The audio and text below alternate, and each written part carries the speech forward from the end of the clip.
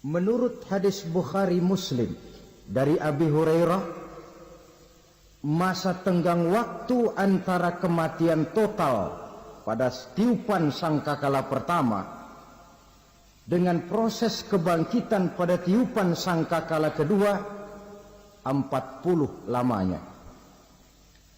Tidak dijelaskan oleh Abi Hurairah 40 jam, apa 40 hari, apa 40 tahun.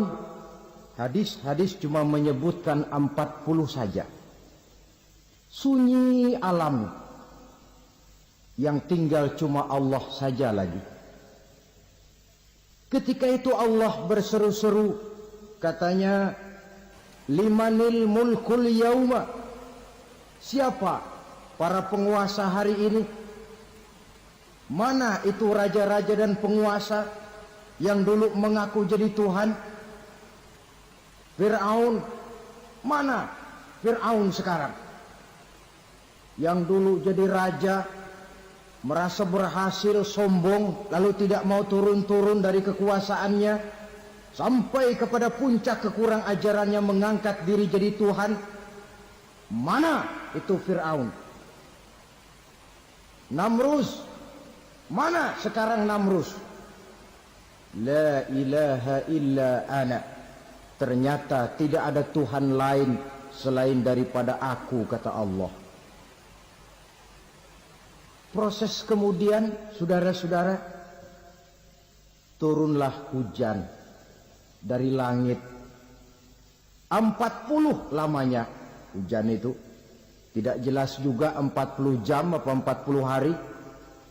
Setelah air turun membasahi, datanglah tiupan sangkakala yang kedua.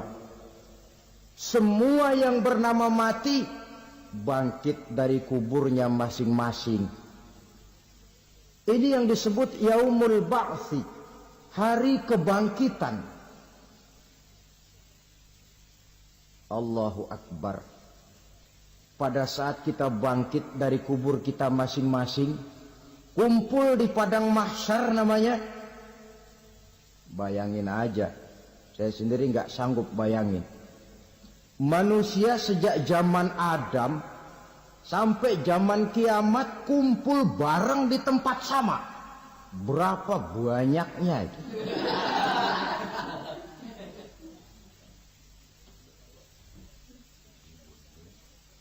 Dan yang luar biasa menurut satu riwayat, pada saat bangkit itu, Masya Allah, roman muka kita berubah,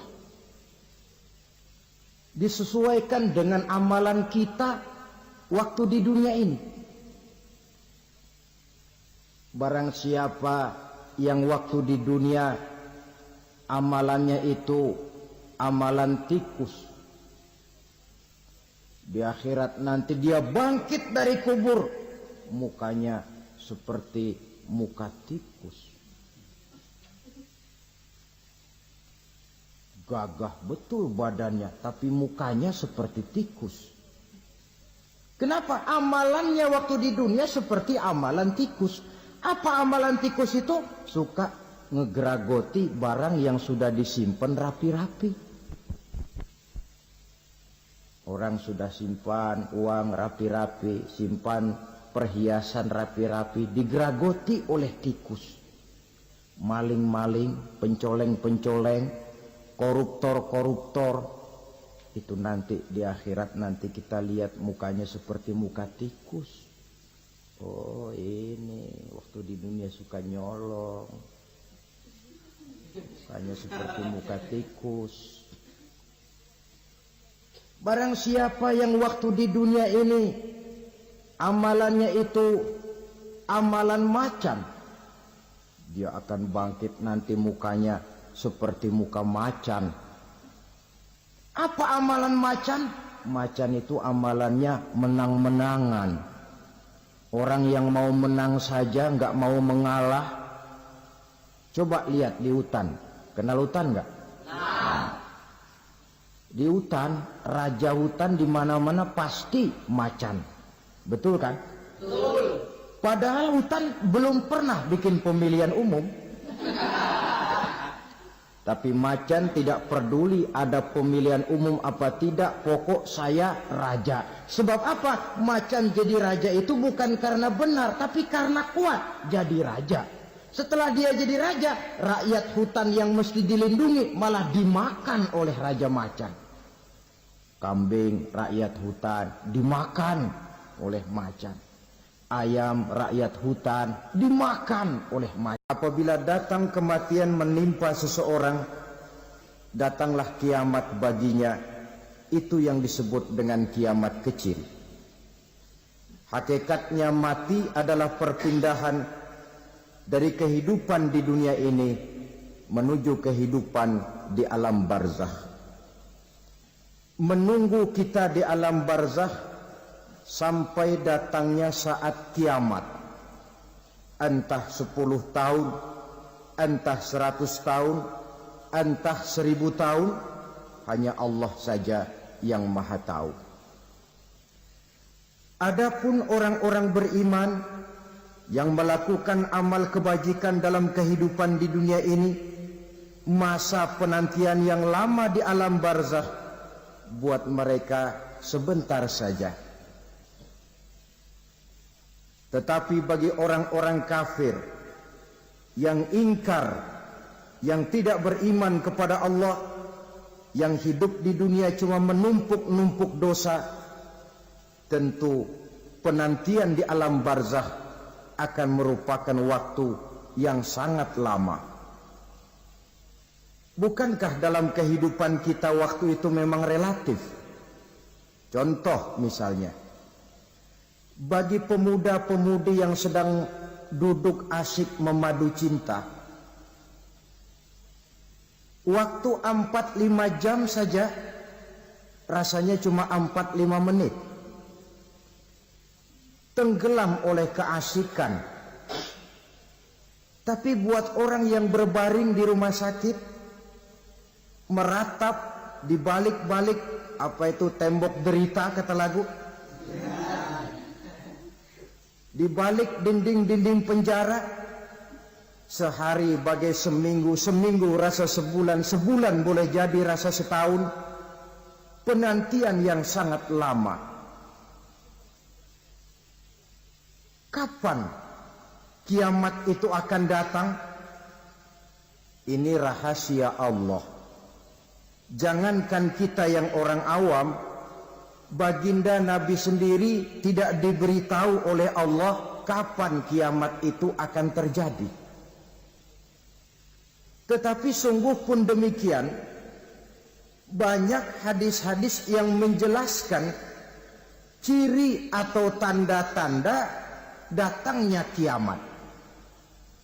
Nah, kalau sudah bicara soal tanda, tanda kiamat itu ada 2. Pertama yang disebut alamatus sughra, tanda-tanda kecil.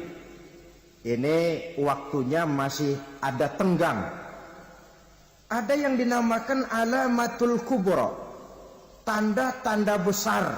Artinya kiamat sudah diambang pintu. Apa tanda-tanda kecil dari datangnya hari kiamat itu? Misalnya kata Nabi, apabila ilmu sudah diangkat oleh Allah. Artinya apabila ulama sudah banyak wafat, minat orang belajar agama berkurang, lalu kebodohan nampak merajalela di mana-mana, zina dikerjakan secara terbuka, minuman-minuman keras jadi kebanggaan, itu termasuk di antara tanda-tanda kecil terjadinya hari kiamat. Apalagi misalnya iza waladatil ammatu rabbataha, apabila budak sudah melahirkan tuan. Apa maksudnya? Ada yang mentafsirkan apabila anak sudah bisa membudaki orang tuanya. Orang tua yang melahirkan dia, yang membesarkan dia, demi setelah si anak besar jadi orang berpangkat, bertitel, berharta, berkedudukan, jadilah orang tua itu budaknya. Sehingga sering dibilang kalau orang tua kaya, anak jadi raja. Tapi kalau anak yang kaya, orang tua sering jadi budak. Apalagi munculnya fitnah yang bergelombang, timbul perang antara dua bangsa yang besar, waktu berjalan terasa sangat pendek sekali. Itu merupakan tanda di antara tanda-tanda kiamat.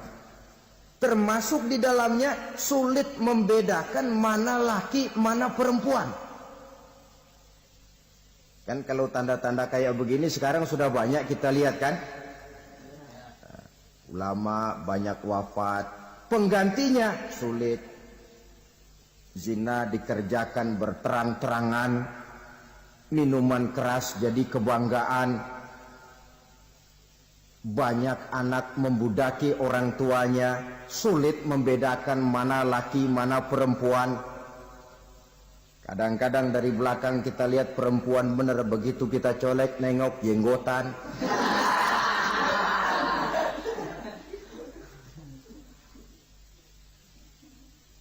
Ini termasuk tanda-tanda kecil, masih ada tenggang sampai akan terjadinya kiamat itu. Nah, yang dimaksud dengan tanda-tanda besar, ini tanda besar artinya kiamat sudah di ambang pintu. Pertama, matahari terbit dari sebelah barat.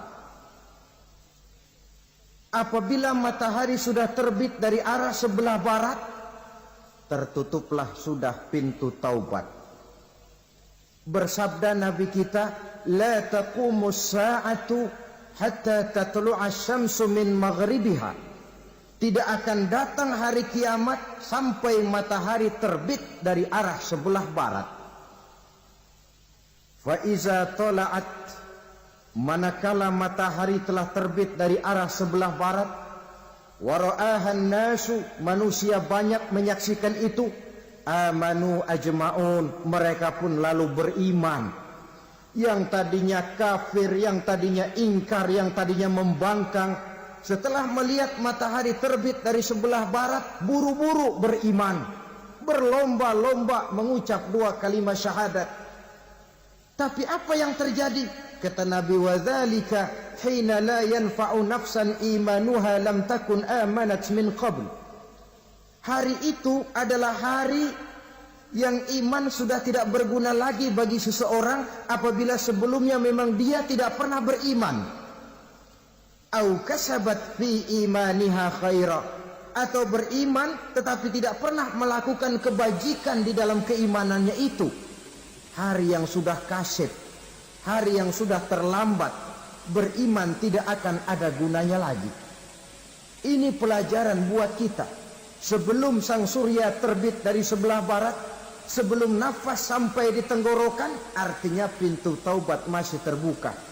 Kalau dua hal itu sudah terwujud, nafas sudah sampai di kerongkongan atau matahari sudah terbit dari arah sebelah barat, tertutuplah sudah pintu taubat. Tak ada lagi gunanya pangkat, jabatan, harta, bahkan beriman pun dalam suasana macam itu. Too late, kata orang Kulon. Sudah terlambat. Matahari terbit dari arah sebelah barat. Itu tanda besar, artinya kiamat sudah di ambang pintu.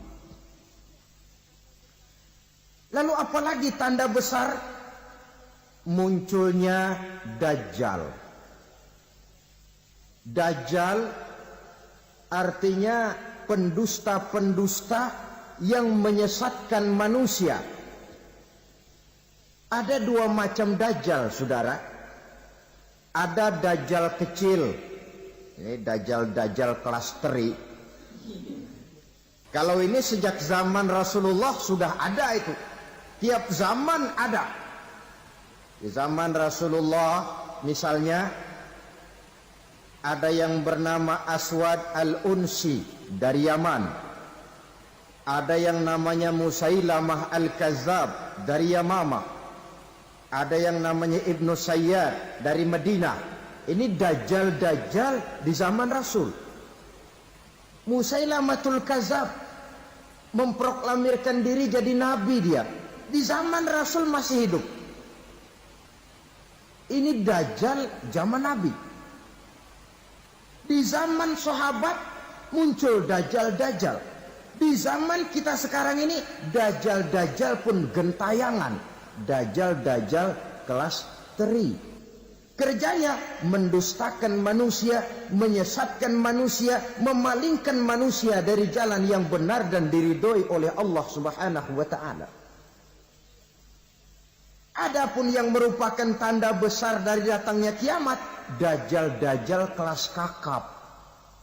Pembohong-pembohong besar yang menyesatkan masyarakat manusia berpaling dari jalan Allah mengikuti jalan mereka.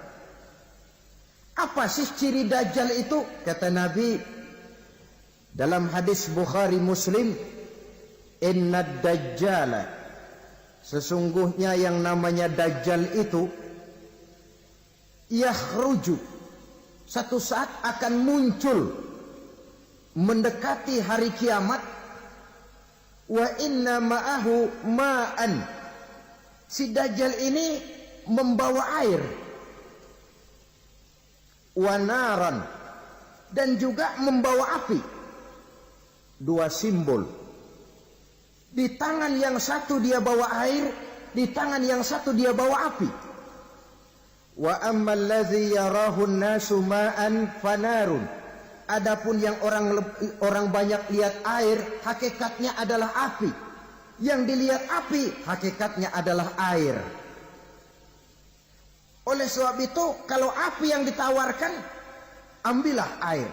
Kalau air yang ditawarkan, pilihlah api. Maksudnya apa ini? Ini bahasa simbol, saudara-saudara. Dajjal bicaranya seolah-olah untuk kepentingan manusia. Menawarkan surga. Surga yang dia tawarkan hakikatnya neraka. Hai manusia, kalau kau mau bahagia, jangan dekat-dekat dengan agama. Solat itu tidak efektif dan efisien, tidak produktif dari segi ekonomi itu. Menghadiri majelis taklim cuma buang-buang waktu. Tahajud, tasbih, tahlil, baca Quran, apa itu? Pekerjaan mubazir saja. Hidup ini cuma sekali, masa yang cuma sekali, manfaatkan dengan sebaik-baiknya.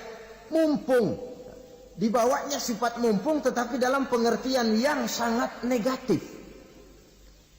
Bicaranya seolah-olah untuk kepentingan manusia, tetapi sebenarnya menjerumuskan manusia. Menawarkan air, tapi sebenarnya api. Menawarkan api, tapi hakikatnya air. Buat apa kamu sholat? Buat apa kamu bayar zakat? Buat apa kamu puasa? Surga yang dicanangkan dajjal, hakikatnya neraka. Neraka yang digambarkan dajjal, pada dasarnya adalah surga. Jadi memutarbalikkan fakta itu kerjaan dajjal. Yang hak jadi batil, yang batil dibilang hak, yang benar jadi salah, yang salah malah jadi benar. Tuntunan disuruh jadi tontonan, tontonan malah menjadi tuntunan. Itu pekerjaan dajjal profesinya. Zamannya Nabi Adam, dajjalnya kan iblis. Betul? Betul. Apa sih gang kerayuan iblis itu? Allah setelah menciptakan Nabi Adam kan bilang, Adam, kau dan istrimu Hawa tinggal di surga ini. Seluruh fasilitas yang ada di surga persilahkan kau nikmati. Satu yang tidak boleh, jangan coba-coba dekati pohon khuldi. Dekat saja jangan, apalagi sampai memetiknya. Datang dajjal yang namanya iblis ini. Adam, kamu tahu nggak kenapa tidak boleh makan buah khuldi? Ya nggak tahu, pokoknya saya dilarang. Bodoh kamu Dam. Khuldun artinya kekal. Kalau kamu makan itu buah, kau akan kekal di surga buat selamanya. Allah tidak kepengen, maka dilarang kamu makan buah khuldi. Kalau kau ingin kekal di surga Adam, makan saja. Saya bicara begini ini untuk kepentingan kamu Adam. Ini kan ciri-ciri dajjal. Bicaranya sih seolah-olah untuk kepentingan Nabi Adam, hakikat sebenarnya menjerumuskan Nabi Adam supaya ingkar dan melanggar larangan dari Allah Subhanahu wa ta'ala. Jadi setelah muncul dajjal, timbul kekacauan-kekacauan di masyarakat. banyak yang terpengaruh, terpedaya dan terpesona. Termasuk mereka yang memproklamirkan diri jadi nabi, mereka yang memproklamirkan diri jadi rasul di zaman sesudah Rasulullah wafat, itu adalah dajjal-dajjal. Maka saya ingatkan, kalau di zaman kita sekarang ini ada orang ngaku jadi nabi, ada orang ngaku jadi rasul, biar bahasa Arabnya kental, Quran hafal, hadis ribuan hadis hafal, biar pakai serban sampai menyengser ke tanah, bahasa Arabnya fasih, tapi dia mengaku jadi nabi, jadi rasul, kita umat Islam wajib tidak percaya. Wajib untuk tidak percaya. Itulah dajjal-dajjal zaman kita sekarang ini. Tidak mustahil mereka datang mempengaruhi orang-orang awam supaya berpaling dari Rasulullah, mengikuti mereka.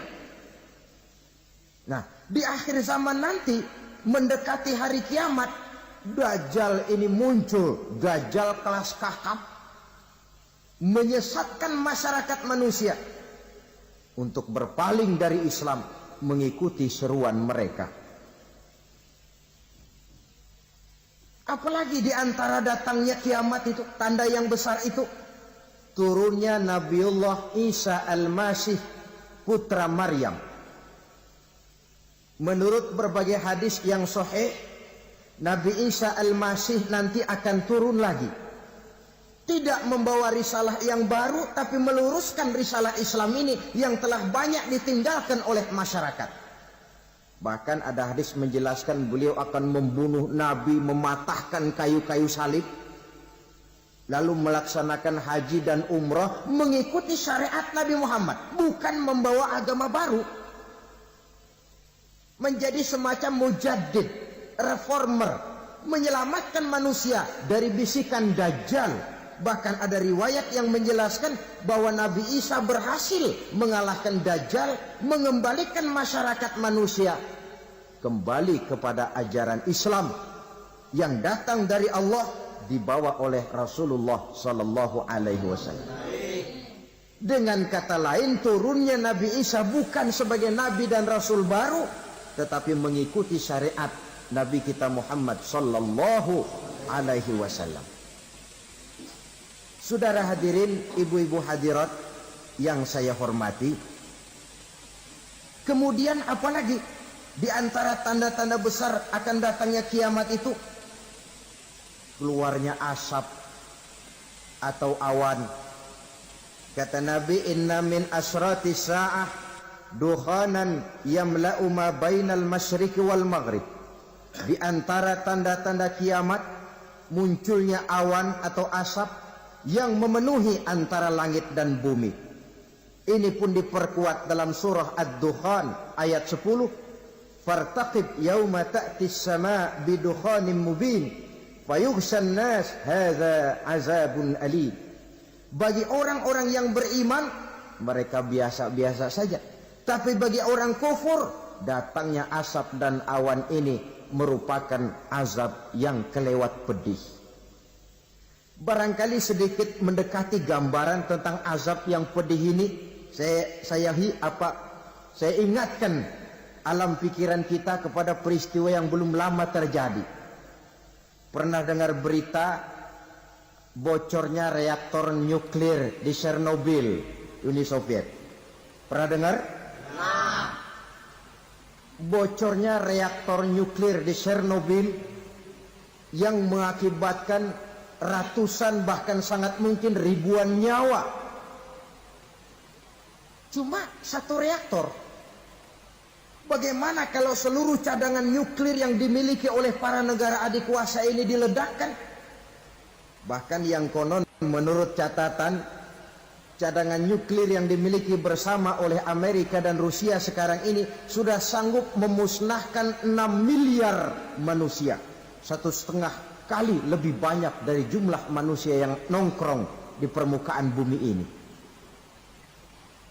Saudara-saudara hadirin yang saya hormati, lalu saat mendekati hari kiamat, apalagi tandanya setelah Nabi Isa wafat, pada saat turunnya yang kedua kali,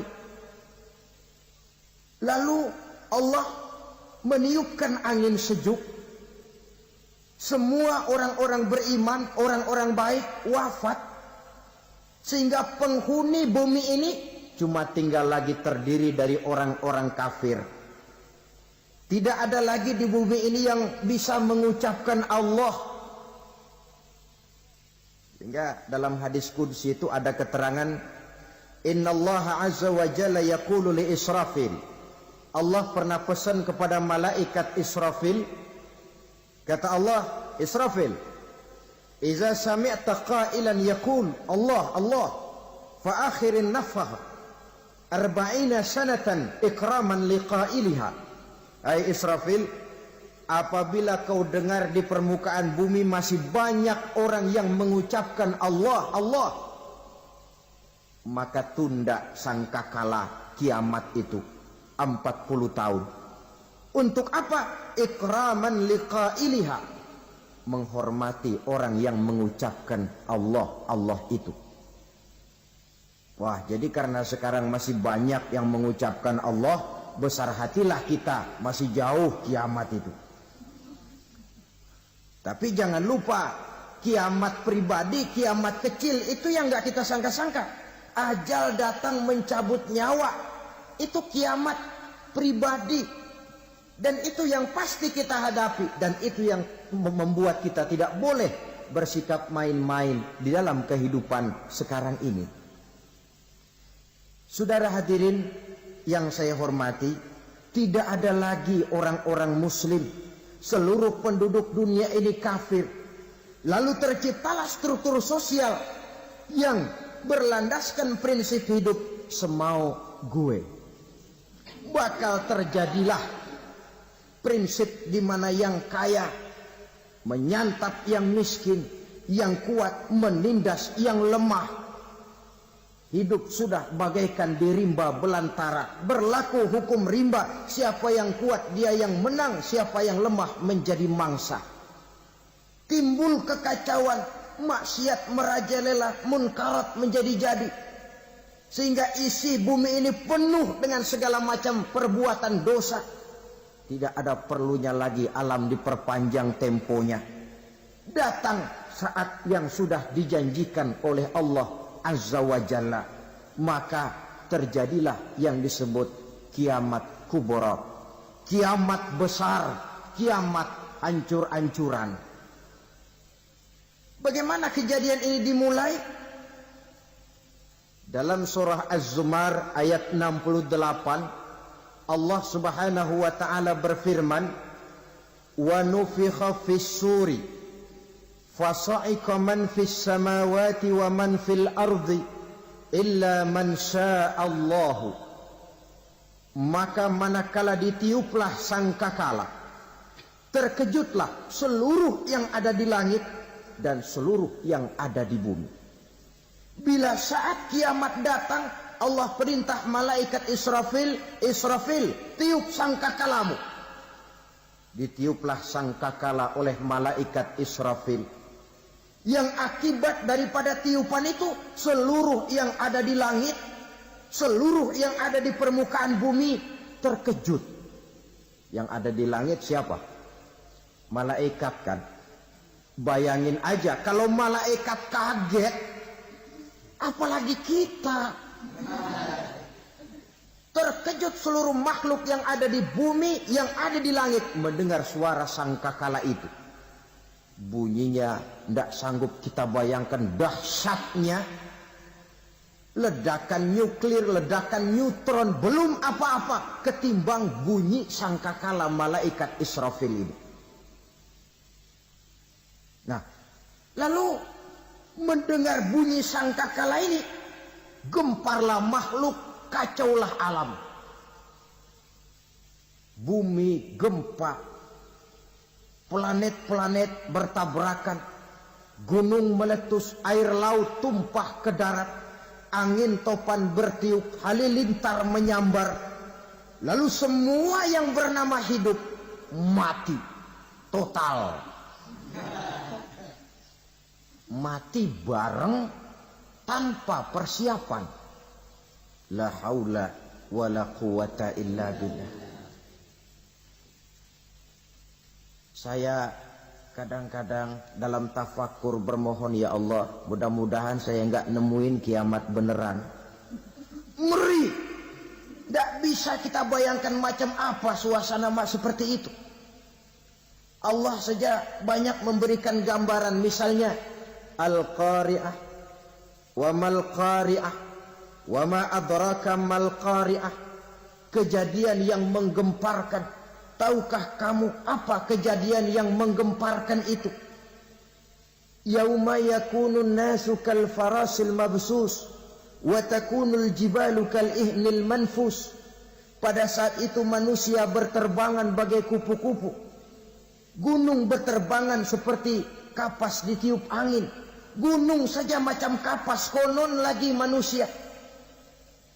Kematian total, mulai semut sampai gajah mati. Jin mati, iblis mati, malaikat mati. Malaikat saja mati. Saudara hadirin yang saya hormati, kematian total yang tanpa persiapan. Orang bilang, Pak, kalau mati bareng begitu yang repot malaikat maut dong ya. Cabut sana, cabut sini. Itu kalau menurut logika kita.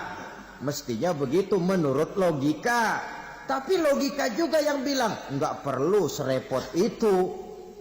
Sebab untuk mematikan listrik di wilayah DKI, di wilayah Jakarta, nggak perlu tiap rumah didatengin matiin, ya lama.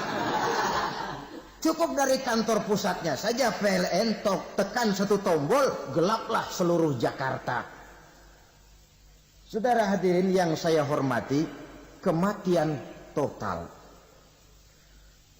Lalu setelah kematian total, planet-planet juga mati, dalam arti tidak bergerak dan beredar.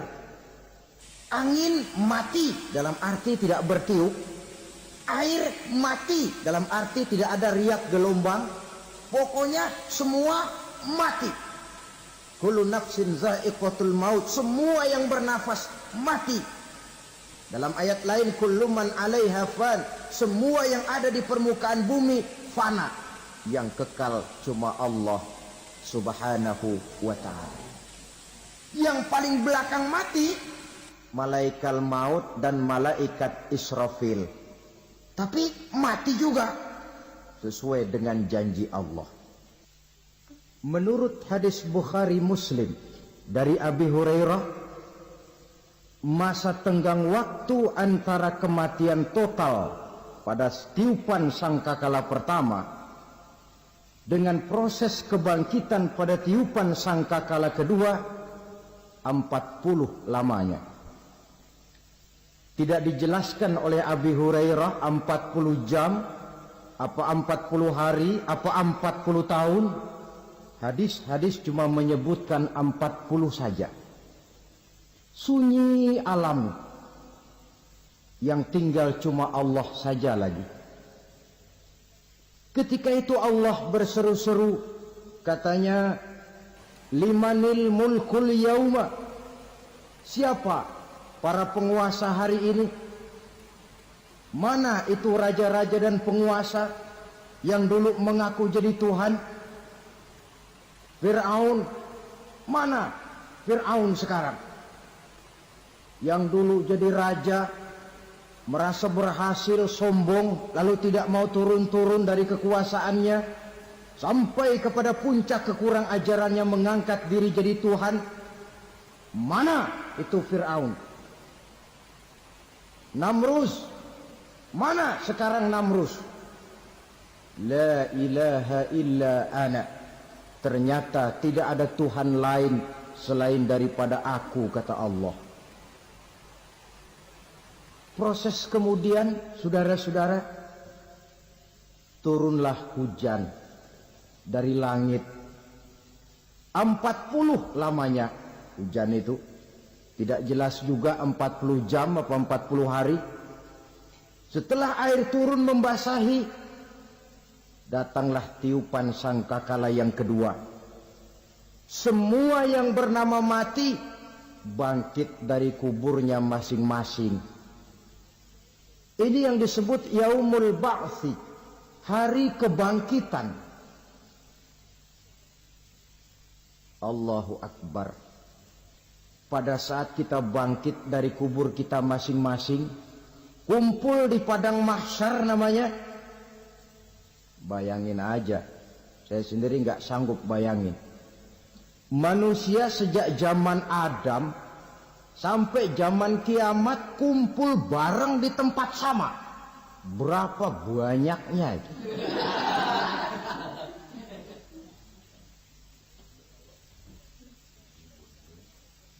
Dan yang luar biasa menurut satu riwayat, pada saat bangkit itu, Masya Allah, roman muka kita berubah, disesuaikan dengan amalan kita waktu di dunia ini. Barang siapa yang waktu di dunia amalannya itu amalan tikus,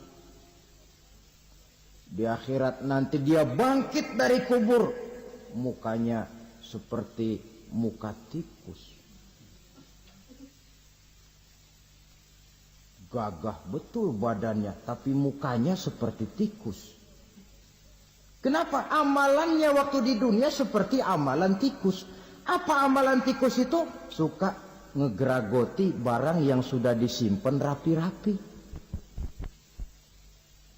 Orang sudah simpan uang rapi-rapi, simpan perhiasan rapi-rapi, digeragoti oleh tikus. Maling-maling, pencoleng-pencoleng, koruptor-koruptor, itu nanti di akhirat nanti kita lihat mukanya seperti muka tikus. Oh ini waktu di dunia suka nyolong, mukanya seperti muka tikus. Barang siapa yang waktu di dunia ini amalannya itu amalan macan, dia akan bangkit nanti mukanya seperti muka macan. Apa amalan macan? Macan itu amalannya menang-menangan. Orang yang mau menang saja nggak mau mengalah. Coba lihat di hutan, kenal hutan nggak? Di hutan, raja hutan di mana-mana pasti macan. Betul kan? Betul. Padahal hutan belum pernah bikin pemilihan umum. Tapi macan tidak peduli ada pemilihan umum apa tidak, pokok saya raja. Sebab apa? Macan jadi raja itu bukan karena benar, tapi karena kuat jadi raja.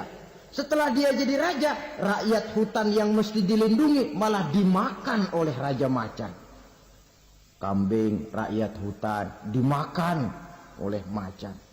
Ayam rakyat hutan dimakan oleh macan. Itu nanti kita lihat di akhirat itu mukanya seperti muka macan, gagah betul. Lalu barang siapa yang di dunia ini amalannya itu seperti amalan anjing, nanti dia punya muka seperti muka anjing. Apa amalan anjing?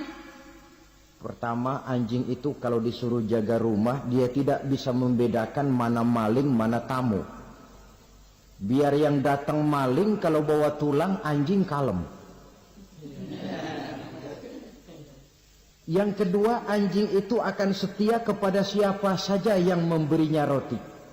Siapa yang memberinya roti, itulah majikannya. Apa kata majikannya pasti dia laksanakan. Soal benar atau salah dia tidak peduli. Setelah anjing dapat roti, dia tidak punya pilihan lain kecuali bilang, abdi mah kumaha juragan wae ayeuna mah.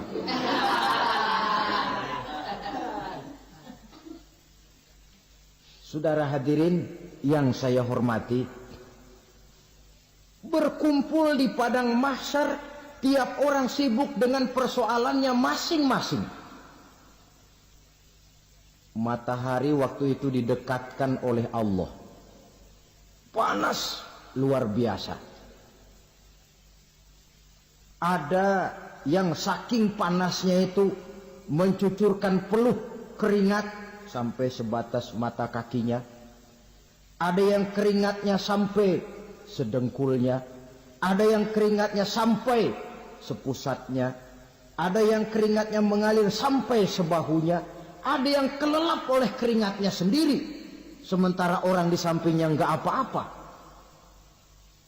Bergantung lagi amalan dia waktu di dunia ini.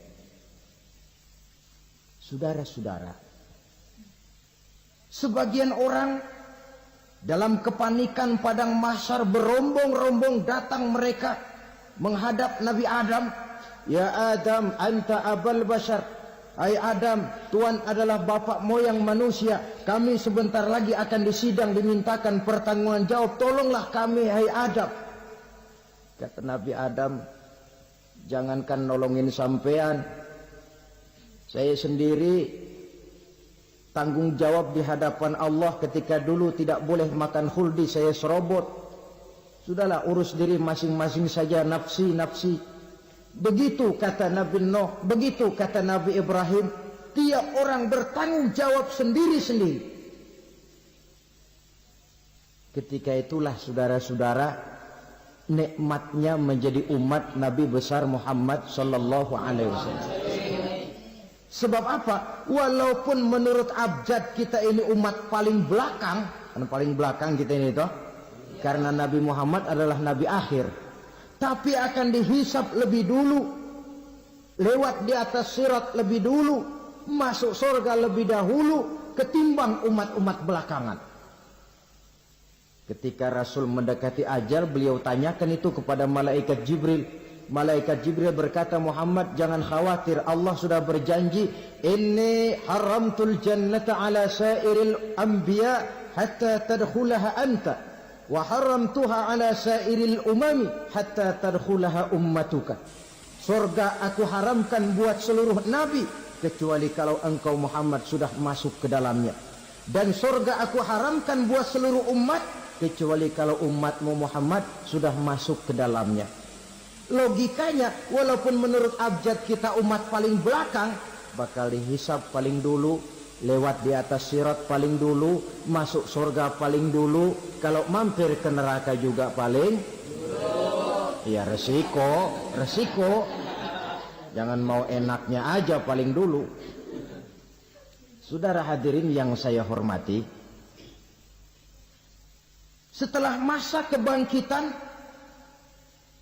itu jangan dikira begitu bangkit langsung diperiksa.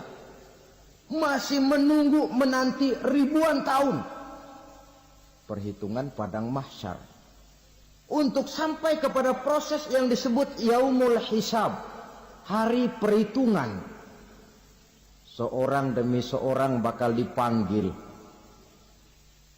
Bayangkan saja, kita se-RT saja di absen, kadang-kadang perlu waktu lama. Ini manusia sejak zaman Nabi Adam sampai datang hari kiamat, satu demi satu disidang di hadapan Qadhi Rabbul Jalil. Status sosial copot sudah waktu itu. Yang pernah jadi hartawan di situ tidak lagi kelihatan kehartawanannya. Yang pernah jadi jenderal tidak lagi dipanggil jenderalnya. Yang ustadz tidak lagi dipanggil al-mukarramnya. Seluruh status sosial selesai. Dipanggillah kita seorang demi seorang menghadap Qadhi Rabbul Jalil. Bagaimana proses penghisaban itu? Pertama, proses tanya jawab. Di antaranya ada hadis menyatakan, lan tazula qadama 'abdin yaumal qiyamah hatta yus'ala an arba'i khisalin. Besok di hari kiamat tidak akan bergeser telapak kaki seorang hamba sampai dia ditanya lebih dulu tentang 4 persoalan. Tentang ilmunya. Kemana ilmu itu diamalkan? Tentang umurnya. Di mana umur itu dihabiskan? Tentang masa mudanya. Kemana masa muda itu dipakai? Tentang hartanya. dari mana harta itu didapat dan kemana harta itu dibelanjakan. Ini termasuk proses tanya jawab. Jadi kalau istilah pengadilan dunia, nama Fulan bin Fulan. Kamu waktu di dunia diberikan umur panjang untuk apa? Pernah mengalami masa muda, kemana kau habiskan masa remajamu? Kau diamanahkan ilmu, dengan apa ilmumu kau amalkan? Kau diberikan harta, dari mana harta kau dapat, kemana kau belanjakan? Tak seorang pun yang bisa mungkir. Sebab apa? Dikala itu yang menjadi saksi bukan orang. Yang menjadi saksi adalah seluruh anggota badan kita. Tangan bicara, kaki jadi saksi terhadap seluruh amalan yang pernah kita kerjakan pada saat kehidupan di alam dunia ini.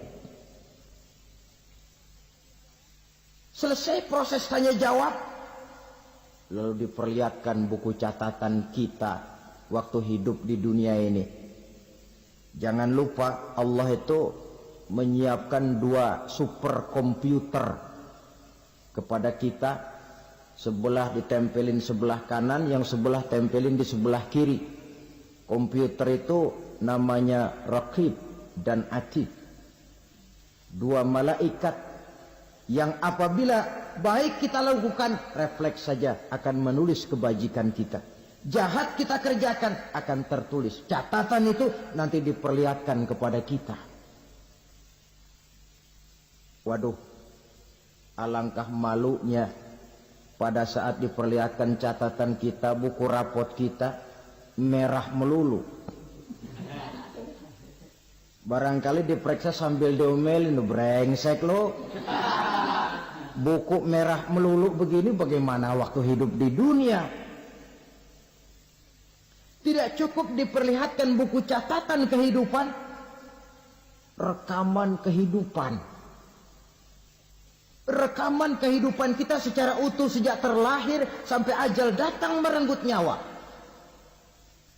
Barangkali mirip dengan video sekarang ini, di mana terekam dengan baik seluruh kegiatan kita sejak yang sekecil-kecilnya sampai kepada yang sebesar-besarnya. Untuk kemudian kita pun menerima balasan. In khairan fa khairun wa in syarran fa syarrun. Kalau baik ya baik balasannya, kalau jahat ya jahat juga balasannya. Catatan-catatan kita diberikan. Kalau banyak kebajikannya diberikan di tangan kanan dengan cara yang halus. Kalau banyak kejahatannya diberikan dari sebelah kiri atau dilempar dari belakang. Itulah sebabnya sejak di dunia ini kita sudah mohon kepada Allah. Ketika berwudu membasuh tangan kanan, apa kita bilang? Allahumma a'tini kitabi biyamini wa hasibni hisaban yasira. Ya Allah, berikan saya kitab di tangan kanan, dan kalau saya memang perlu dihisap, hisaplah saya yang seringan-ringannya. Tangan kiri berlindung kita kepada Allah, jangan sampai diberikan kitab di tangan kiri atau dari arah sebelah belakang. Wa a'udzubika an tu'tiya kitabi bishimali aw min wara'i zuhri, dari arah sebelah belakang. Na'udzubillah min dzalik. Setelah selesai lewat proses penghisaban, lewat mizan, timbangan, maka yang sudah selesai dihisab itu bergeraklah menuju sirat, jembatan yang terbentang menuju surga melalui neraka. Saudara-saudara, panjangnya perjalanan sirat itu memakan waktu ratusan tahun. Tetapi orang yang lewat di atas sirat pun macam-macam, bergantung amalannya ketika di dunia ini. Ada yang lewat di atas sirat itu kalbarkil khatib, seperti kilat yang menyambar, sudah sampai dia di surga. Cepat bukan main. Ada yang lewat di atas sirat itu seperti orang lari-lari. Ada yang lewat di atas sirat itu seperti orang jalan biasa. Ada yang sambil merangkak, ada yang sambil ngesor, ada yang sambil gelayutan, ada yang selamat sampai ke ujung ke surga, ada yang tergelincir jatuh masuk ke dalam neraka, bergantung amalannya dalam kehidupan di dunia sekarang ini. Tiap kita akan melewati yang namanya sirat ini. Saudara-saudara kaum muslimin yang saya hormati, dengan demikian mereka yang selamat melalui sirat sampai ke terminal akhir surga, mereka yang ketika dihisab ternyata banyak kejahatannya daripada kebaikannya, mereka singgah di dalam neraka.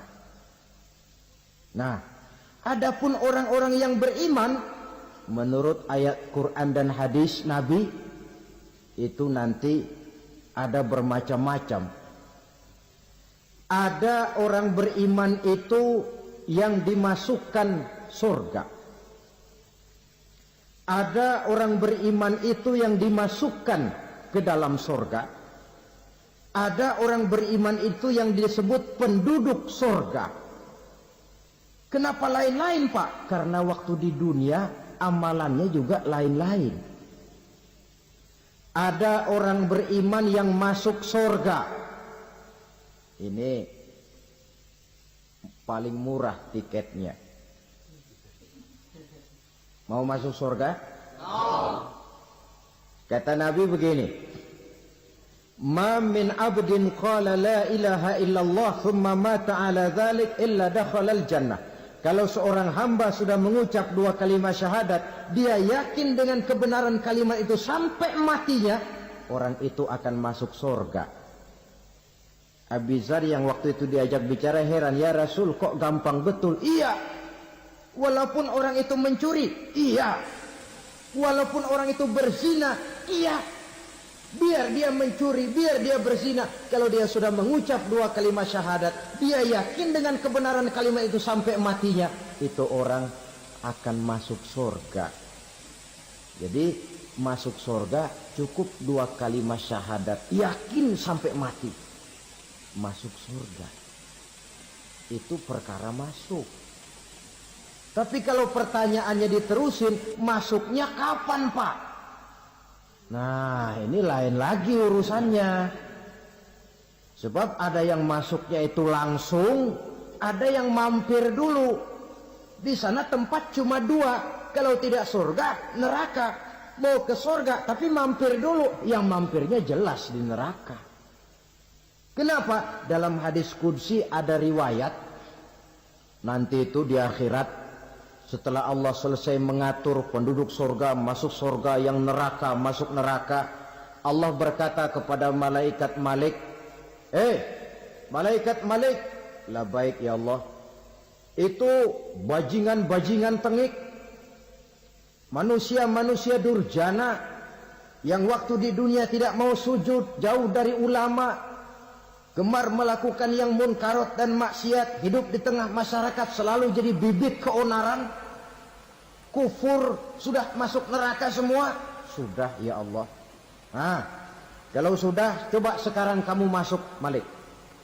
Saya, iya, masuk neraka. Mau apa ya Allah? Kata Allah, akhriju minan nar man kana fi qalbihi misqala habbatin min khardalin min iman. Kau masuk neraka, cari di dalam neraka orang-orang yang ada imannya walaupun kecil sebesar biji zarah, angkat mereka keluar. Masuk malaikat Malik ke neraka, cari orang yang ada imannya, korek-korek. Ya repot, udah pada gosong. Yang ada imannya diangkat ke atas, yang ada imannya diangkat ke atas, lalu dimandikan di Nahrul Hayat, namanya sungai kehidupan di akhirat nanti. Cakep lagi rupanya, bersih lagi wajahnya, apel di hadapan Allah. Kata Allah, bagaimana Mas? Kapok nggak sampean? Kapok ya Allah. Nah, kalau kapok, idhab fadkhulil jannah, pergi masuk surga sana. Berangkat mereka ke surga.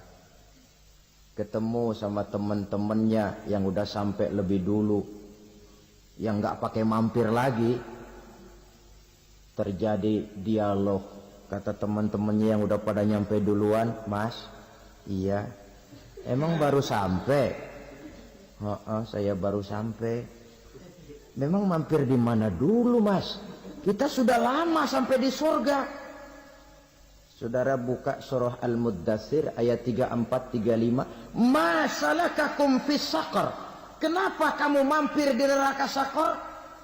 Qalu lam nakum minal musallin.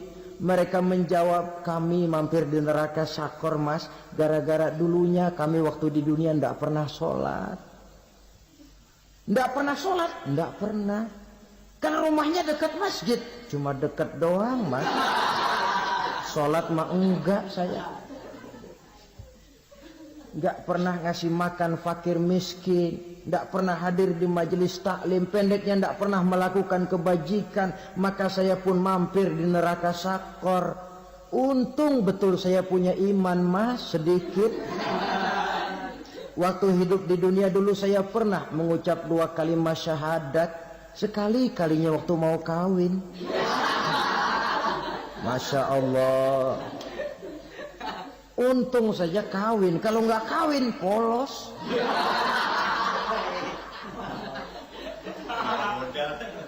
Itu juga pengulu sudah setengah mati ngajarin. Asyhadu alla, asyaduaan, asyaduaan.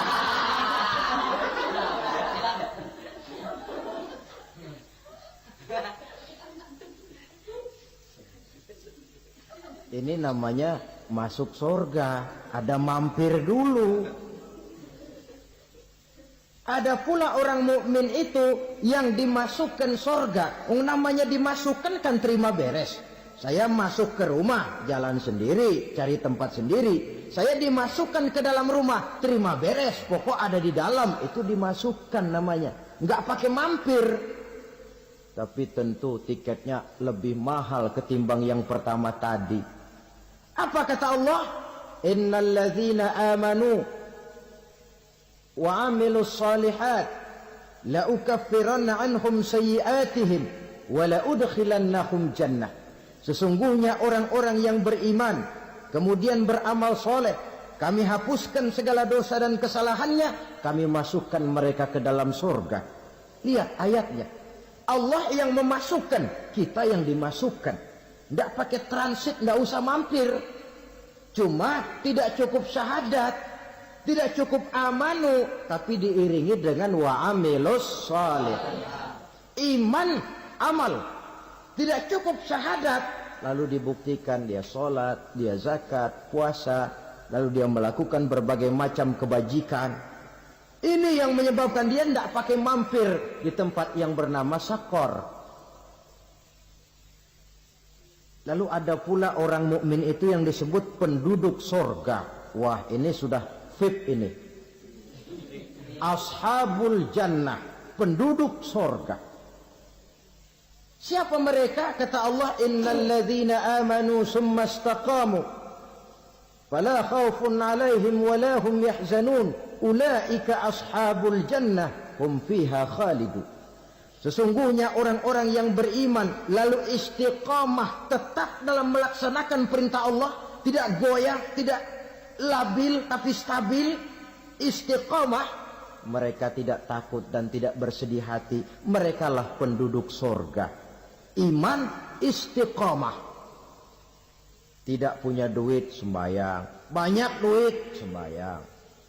Miskin, sembahyang. Kaya, tetap sembahyang. Istiqomah. Kadang orang kalau susah rajin ke masjid, banyak duitnya ngelihat masjid melengos. Itu yang dibilang waktu miskin hamba Allah, setelah kaya jadi hamba harta. Bergeser, tidak ada nilai istiqomahnya. Saudara-saudara, dengan begitu penduduk neraka itu dua. Ada penduduk permanen, ada penduduk yang semi permanen. Yang semi permanen orang-orang beriman yang mempunyai dosa besar. Mereka masuk ke neraka untuk menerima azab sesuai dengan dosanya. Bila selesai masa azab itu, mereka akan diangkat untuk ditempatkan kembali ke dalam surganya Allah Subhanahu wa ta'ala. Nah, dikala itulah saudara-saudara, ada yang disebut syafaat dari Rasulullah Sallallahu Alaihi Wasallam. Tapi tentu jangan lupa, syafaat ini ibarat kain menambal dia.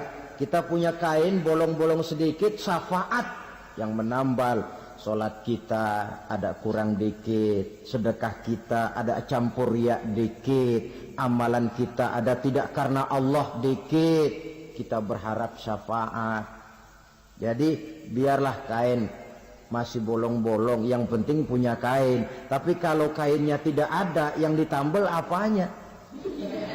Sholat tidak, puasa tidak, zakat tidak, berharap syafaat saja. Ya, terlalu berlebihan itu. Saudara hadirin yang saya hormati, apabila selesai proses penghisaban, proses penghitungan, maka dikala itulah manusia terbagi dalam dua kelompok besar. Fariqun fil jannah wa fariqun fis sa'ir. Sekelompok orang-orang beruntung yang masuk ke dalam surga, dan sekelompok lagi masuk ke dalam neraka. Akan memakan waktu untuk menceritakan sifat surga dan neraka, tapi insya Allah pada kesempatan pertemuan lain saya sampaikan. Namun sebagai gambaran umum cukuplah saya sampaikan sebuah hadis qudsi. Allah jelaskan, a'dadtu li'ibadiyas salihin ma la ainun ra'at wa la uzunun sami'at wa la khatara fi qalbil bashar. Aku sediakan buat hamba-hambaku yang soleh, yang tidak pernah terlihat oleh mata, tidak pernah terdengar oleh telinga, dan belum pernah terdetik dalam hati manusia. Jadi kenikmatan surga belum pernah dilihat mata, belum pernah didengar telinga, belum pernah terdetik dalam hati. Pedihnya azab neraka belum pernah terlihat mata, belum pernah terdengar telinga, belum pernah terdetik dalam hati. Saudara hadirin yang saya hormati, oleh karena itu sebagai uraian akhir daripada kiamat ini, marilah sama-sama kita memanfaatkan hidup dengan sebaik-baiknya, supaya jangan timbul penyesalan di hari kemudian nanti. Mudah-mudahan kita seluruhnya diselamatkan Allah dari azab neraka dan mendapat surga dan ridhonya.